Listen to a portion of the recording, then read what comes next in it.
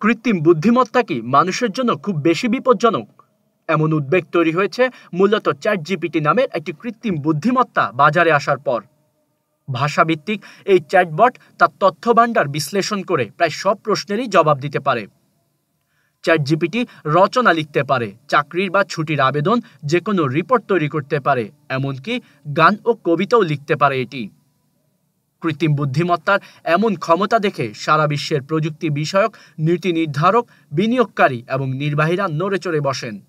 1000-এর মতো ব্যক্তি একটি খোলা চিঠিতে এই প্রযুক্তির ব্যাপারে সবাইকে সতর্ক করে দিয়ে বলেন, গবেষণায় এখনই রাশ টেনে না ধরলে সমাজ ও মানবজাতি বড় ধরনের ঝুঁকির মুখে পড়বে। কৃত্রিম বুদ্ধিমত্তা বা আর্টিফিশিয়াল ইন্টেলিজেন্স নিয়ে ইতিবাচক ও নেতিবাচক দুই ধরনের বার্তাই পাচ্ছে বিশ্ব। একদিকে এআইকে আরও উন্নত করতে বড় বড় প্রতিষ্ঠান এই খাতে বিনিয়োগ করছে বিলিয়ন বিলিয়ন ডলার। অন্যদিকে এআই যতই প্রসারিত হচ্ছে, মানুষের চাকরির বাজার ততই সংকুচিত হয়ে আসছে বলেও মনে করছেন সংশ্লিষ্টরা। চতুর্থ শিল্প বিপ্লবের এই যুগে প্রযুক্তি যেমন মানুষের জীবনযাত্রাকে সহজ করেছে, একইভাবে প্রযুক্তির প্রতাপে মানুষের কর্মক্ষমতাকেও চ্যালেঞ্জ করছে AI. Data entry, graphics, copywriting, হিসাব রক্ষণ, নথি রক্ষণাবেক্ষণ, ছবি ভিডিও এডিটিং, বই লেখা থেকে শুরু করে অনেক কাজ যা এতদিন মানুষ করে আসতো, তা এআইকে দিয়ে করানো হচ্ছে। এতে করে এসব খাত থেকে শুরু করে বিভিন্ন সেক্টরে অনেক বেতন দিয়ে মানুষ রাখার প্রয়োজনীয়তা দিনকে দিন কমে আসছে। 2023 সালে রেকর্ড সংখ্যক কর্মীকে ছাঁটাই করেছে টেক কোম্পানিগুলো। সিএনএনের এক প্রতিবেদনে বলা হয়েছে, বর্তমানে শ্রমবাজারে বিশেষ করে তথ্য প্রযুক্তির জগতে কর্মীদের জন্য দুঃস্বপ্ন হয়ে আসছে কৃত্রিম বুদ্ধিমত্তা। যদিও শ্রম জগতের ওপর এর প্রভাব কতখানি পড়বে তা নিয়ে এখনও চূড়ান্ত কিছু বলার সময় আসেনি।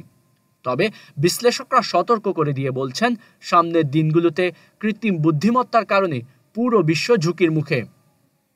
এই তো গেল আর্থিক ক্ষতির দিকটি। এবার চোখ ফেরানো যাক মানবিক আর মনুষ্যত্বের দিকটিতে। বিশ্লেষকরা বলছেন, এআই এর কারণে সামগ্রিক মানবিকতা শঙ্কার মুখে পড়েছে। যেসব বিলিয়নিয়ার এআইতে বিনিয়োগ করছেন তারাই স্বীকার করেছেন এআই এর কারণে মানবিক বিপর্যয় চরম আকার ধারণ করবে। সম্প্রতি মাইক্রোসফট জানায়, কাজের ক্ষেত্রে অতিমাত্রা এআই এর ব্যবহার সৃজনশীলতা তথা ক্রিটিক্যাল থিঙ্কিং অ্যাবিলিটিকে নষ্ট করে দেয়।